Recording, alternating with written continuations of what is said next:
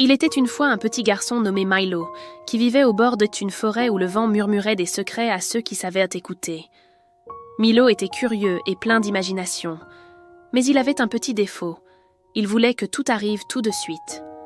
Quand il plantait une graine, il voulait qu'elle pousse le lendemain. Quand il faisait un dessin, il voulait qu'il soit parfait du premier coup.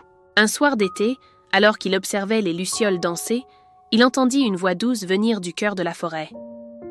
« Milo, si tu veux vraiment apprendre la patience, suis la lueur de la rivière. » Intrigué, il suivit le scintillement jusqu'à une clairière cachée.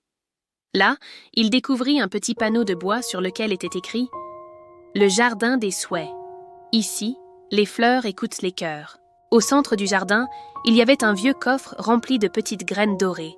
Une pancarte disait « Plante une seule graine, arrose-la avec un vœu sincère et laisse le temps faire le reste. » Milo, émerveillé, prit une graine.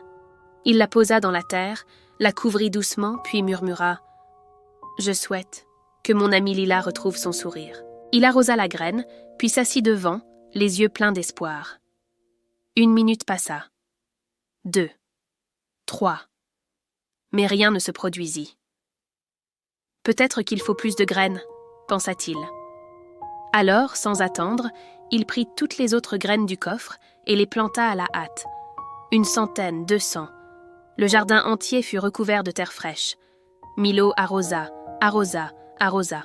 Mais le lendemain, au lieu de fleurs, il n'y avait qu'un grand désordre.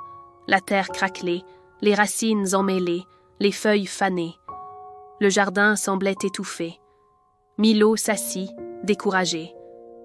« J'ai voulu trop vite, et j'ai tout gâché. » Une légère brise souffla alors, et une voix douce, semblable à celle du vent, murmura « La magie ne pousse pas dans la précipitation, mais dans la patience du cœur. » Milo resta plusieurs jours à soigner le jardin. Il enleva les mauvaises herbes, nettoya la terre et attendit chaque matin, chaque soir, sans rien demander en retour. Un jour, alors que le soleil se levait derrière la colline, il vit une petite lueur dorée percer la terre.